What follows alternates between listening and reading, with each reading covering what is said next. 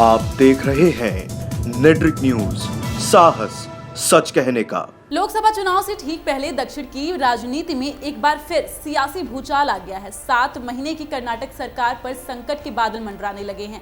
जहां सरकार को समर्थन दे रहे निर्दलीय विधायकों ने समर्थन वापस ले लिया है, वहीं राजनीतिक गलियारे में अटकलों का दौर शुरू हो गया है। तो क्या राज्य में जोड़ तोड़ की राजनीति शुरू हो गई है? क्या कुमारस्वामी सरकार लोकसभा चुनाव से पहले ही गिर जाएगी या दोबारा होंगे चुनाव? आखिर कौन है इसके पीछे का मास्टरमाइंड?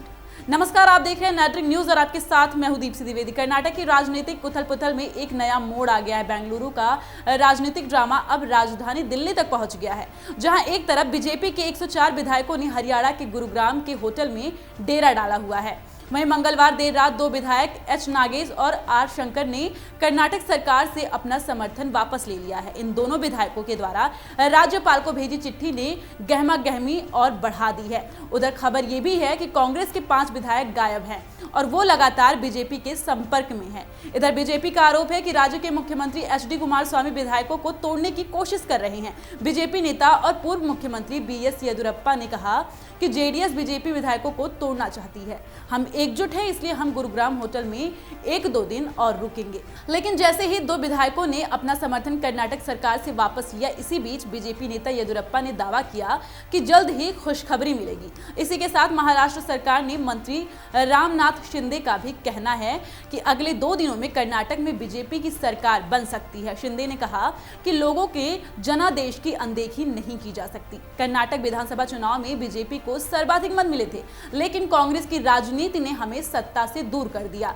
वहीं लोकसभा में बीजेपी सांसद प्रताप सिन्हा ने कहा कि येदियुरप्पा को अगर मुख्यमंत्री के रूप में देखना हमारी इच्छा है। साथ ही ये भी कहा कि 104 सीटें जीतने के बाद हम खामोश कैसे बैठ सकते हैं। मतलब बीजेपी ये कहना चाहती है कि कर्नाटक में कांग्रेस जेडीएस के गठबंधन की सरकार 2 दिन में गिर जाएगी। ऐसा नहीं है कि येदियुरप्पा ने ये पहली बार कहा हो कांग्रेस जेडीएस की सरकार गिर जाएगी। इससे पहले भी वो ये भविष्यवाणी कांग्रेस जेडीएस के गठबंधन वाली सरकार बनने के कुछ महीने बाद ही कर चुके हैं।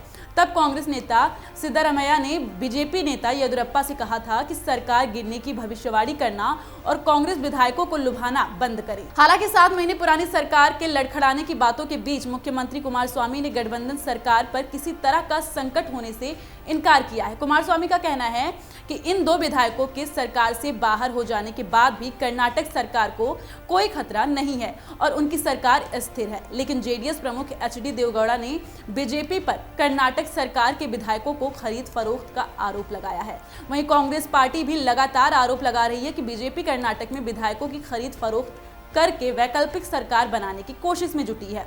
इस बीच बीजेपी नेता येदियुरप्पा ने पलटवार करते हुए कहा कि हम एक वैकल्पिक सरकार बनाने की कोशिश नहीं कर रहे हैं। राज्य में कांग्रेस जेडीएस सरकार के अंदरूनी कलह के कारण खुद ही गिर जाएगी। लिहाजा इन दावों के बीच दोनों खेमों की बेचैनी साफ देखी जा सकती है। चलिए अब हम आपको ये समझाते हैं कि क्या है कर्नाटक विधानसभा का समीकरण।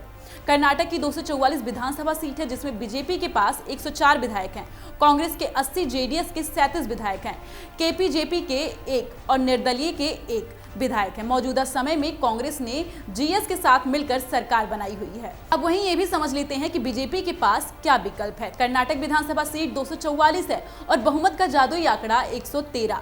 मौजूदा समय में बीजेपी के पास जहां 104 हैं और निर्दलीय के समर्थन में ये संख्या 106 हो गई है। वहीं कांग्रेस जेडीएस की संख्या 117 है, जिसके बाद दोनों ने सरकार बनाई।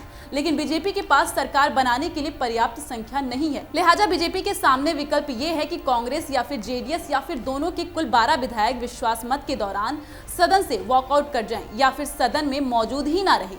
तो क्या कुमारस्वामी सरकार एक बार फिर संकट में है और बीजेपी गेम में वापसी करती दिख रही है? लिहाजा 2 दिन का मुख्यमंत्री पद का सुख भोग चुके बीजेपी नेता बी.एस. येदियुरप्पा ने एक बार फिर जोड़ तोड़ की कोशिश तेज कर दी है। हालांकि बीजेपी ये कोशिश पहले भी कर चुकी है, लेकिन इस बार येदियुरप्पा को उम्मीद इसलिए भी ज्यादा नजर आ रही है क्योंकि गठबंधन के रिश्ते पिछले कुछ समय से अच्छे नहीं चल रहे हैं, जिसकी वजह से कई विधायक खफा है। लेकिन बीजेपी हाईकमान फूंक फूंक कर कदम रख रहा है, क्योंकि 7 महीने पहले पार्टी सरकार बनाने में नाकाम साबित हुई थी। शायद यही वजह है कि बीजेपी आला कमान ने येदियुरप्पा की इस कोशिश पर चुप्पी साध रखी है। यही वजह है कि दिल्ली में रहते हुए येदियुरप्पा को मिलने के लिए नहीं बुलाया गया। वहीं बीजेपी नेताओं का मानना है कि अभी पार्टी को लोकसभा चुनाव पर ध्यान देना चाहिए, क्योंकि आम चुनाव से पहले खरीद फरोख्त की कोशिश का गलत संदेश जा सकता है और इसका असर चुनाव परिणाम पर पड़ सकता है।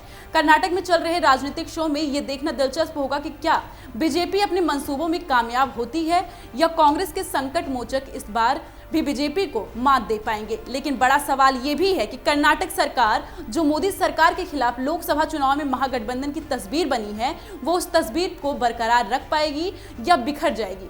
पल पल बदलती राजनीति में देखना होगा कि अब कर्नाटक की राजनीति किस तरफ करवट लेती है। अभी के लिए इतना ही, लेकिन देश दुनिया की तमाम खबरों को जानने के लिए आप बने रहिए नेटरिंग न्यूज के साथ। और आपको हमारा वीडियो पसंद आया हो तो लाइक कमेंट भी जरूर करें, साथ ही हमारे चैनल नेटरिंग न्यूज को सब्सक्राइब भी करें। नमस्कार।